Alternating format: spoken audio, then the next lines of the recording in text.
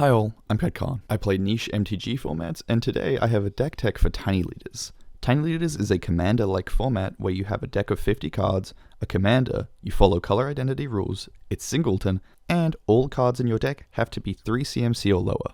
Now, describing Tiny Leaders as a commander-like format is a bit disingenuous. It plays more like Legacy Light, or maybe, if you're so inclined, Modern Plus. Today, I'm specifically talking about the new Jund leader that we recently got in March of the Machine Commander, Slimefoot and Squee. Now, previously, Jund has had some really underwhelming options.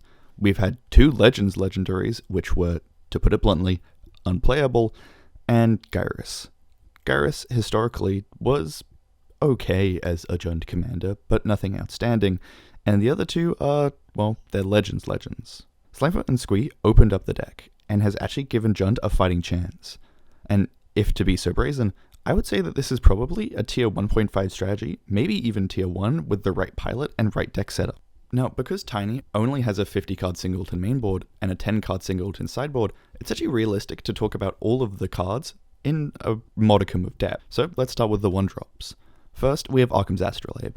Occam's Astrolabe is pretty much free. I don't know why more people don't run this. It lets us play under our own Blood Moons, it lets us play 48 cards, it's just really good. Our second one is Deathrite Shaman. Deathrite Shaman is ridiculous. It's the Nutter Butters. Honestly, Deathrite is just a 1-mana planeswalker, and it's so hard to try to tell someone not to play Deathrite if they can. Next, we have Faithless Looting. Faithless Looting is really good in this deck. It lets us cycle through our deck more efficiently, it lets us dump things into the graveyard, it can be flashed back, it's really everything we want. Fatal Push is Fatal Push. It hits almost everything in the format with very few exceptions, and in this deck almost no exceptions because you can frequently get things into the graveyard. Ignoble Hierarch is basically just birds but better in this deck. The Exalted is actually surprisingly relevant text, and being able to tap for Jund mana is really good. Being able to play this guy turn 1 into a turn 2 Renin 6 with a Wasteland can just be backbreaking. Inquisition of Kozilek is just a better Thoughtseize in this format. It hits everything and it doesn't take life. Speaking of, Thoughtseize. We run 2 copies of this card because it's redundant and we really want hand attack. Lightning Bolt, it's Lightning Bolt. It goes face, it kills a lot of creatures, it's good. Ragavan, well, Ragavan might not be here for much longer, but he's here for now, and he's very good. This is probably the uncontested best turn 1 play in the deck. Unholy Heat is frequently online and is just a fantastic removal spell. Next up, we have our 2-drops. First of all, Abrupt Decay.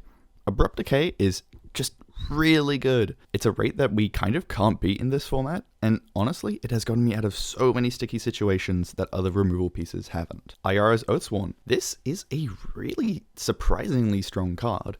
In Tiny, where creatures aren't as good, Ayara's is really potent. It's a 2-2 with evasion that becomes a 3-3 and can very quickly just kill our opponents. Bloodtype Harvester, Pioneer, and Standard All-Star is really good. It's overstated, it can help us dump things into our graveyards. We love when our removal spells are also stapled onto creatures. Bob! We love Bob.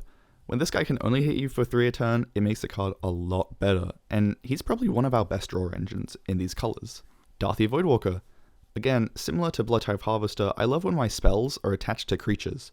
In this case, this is basically a better Leyline of the Void. Darthy is also very evasive. Aside from other Darthys, there's like maybe 1 or 2 shadow creatures in the format, and they're almost completely irrelevant. Eliminate. Eliminate is really good. It's removal. You play removal. Do it. It's good. Removal is good. Hymn to Tarak. Hymn to Tarak is such a crazy card. Honestly, sometimes it just reads win the game, and it is such a huge tempo swing in this deck. Invasion of Ikoria is an honorary 2-drop, although realistically it's a 4-drop. This can fetch all but 2 creatures in our main deck, and has an incredibly powerful combo with Vampire Hexmage. Speaking of, Vampire Hexmage. This might just look like a worse Thalia, but in this deck, it's really solid. It can remove counters from Invasion of Ikoria to instantly turn it into an 8/8, or it can kill Planeswalkers. Having repeated Planeswalker removal stacked onto a sacrifice body means this is surprisingly recurable. Once Upon a Time is Once Upon a Time.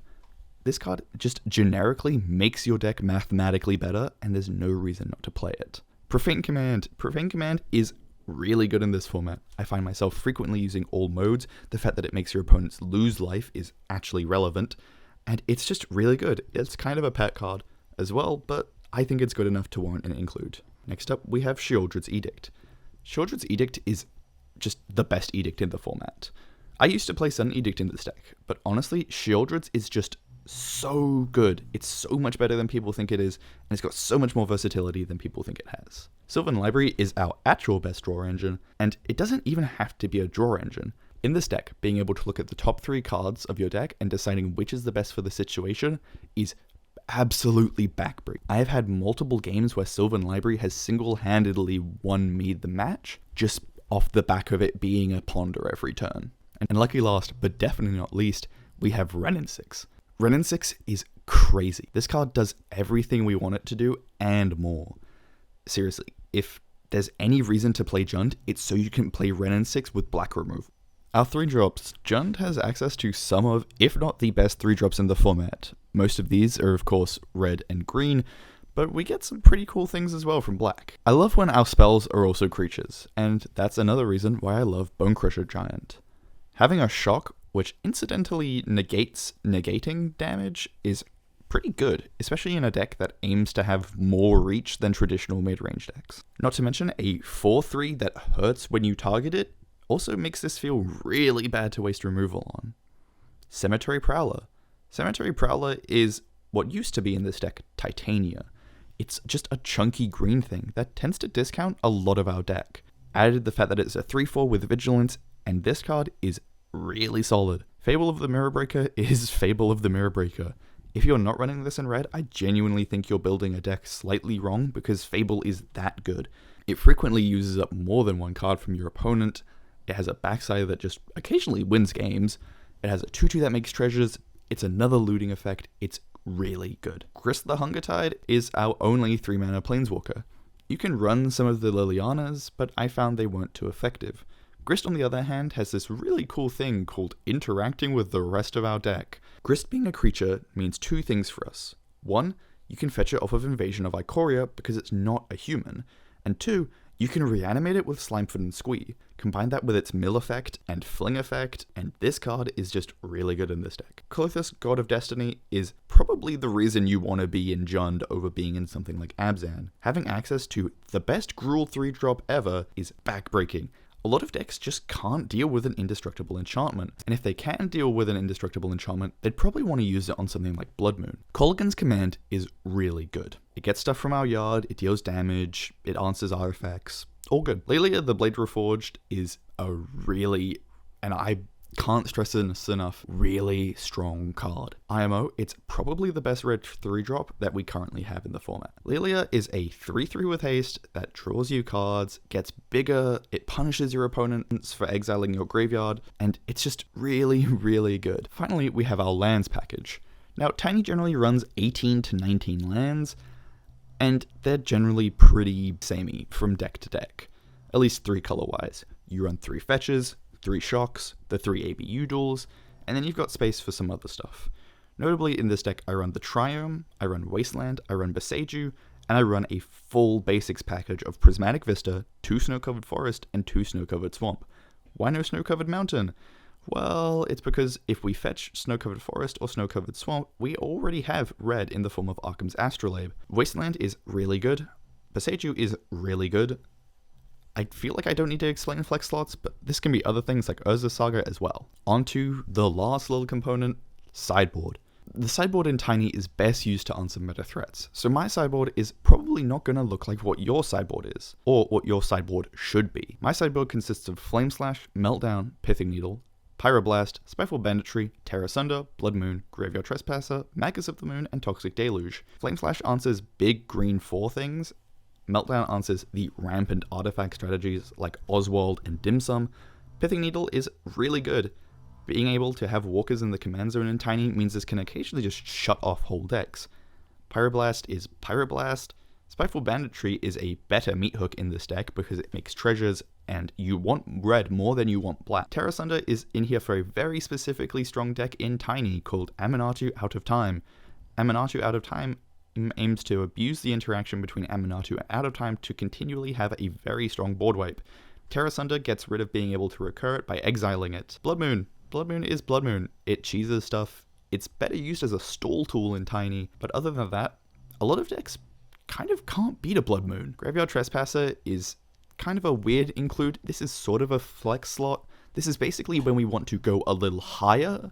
For instance, if we're against a control deck, we want to take something like Blood Tithe out in favor of Graveyard Trespasser. Magus of the Moon is a redundant moon effect. It kind of sucks that it's a human, but oh well. Toxic Deluge is the best board wipe we have. It should probably be in the main deck, but honestly, there's not too many super go wide strategies in the format right now, so I feel safe having it in the sideboard. And finally, to conclude this video, I have some kind of general notes and thoughts. Jund is a very unique mid-range deck. Previously in Tiny, mid-range decks have been stuff like Leovold or Anafenza, these Golgari-based decks that aim to 1-for-1 your opponent and beat them over time, slowly, with better top decks, better long-term game plans, shutting them out from the game, and all that old junky good stuff. Jund, however, has a lot more reach than those decks traditionally do. I specifically want to compare to Anafenza. When I was briefly playing Anafenza in paper, I found that Anafenza really struggled to end games, and sometimes my opponents would be able to claw their way back out because the decks just sometimes couldn't deal enough damage. I've never had that issue with this. My losses have been to some really fast aggro decks that can just get under me and I can't really do much about it. Notably, Ragavan is a real issue. I also lost very recently to Pure Red Gut, which is a very strong looking deck. Hands up to Begarden for doing that. Good job, man. Now, we have 2 Tiny Leaders Discords if you're interested in the format. We run monthly leagues in one of them, and we talk about other stuff in the other. Sometimes we talk about Tiny Leaders, but most of the time it's complaining about how good initiative cards are. This is Ket Khan signing off, and I hope you have a fantastic day.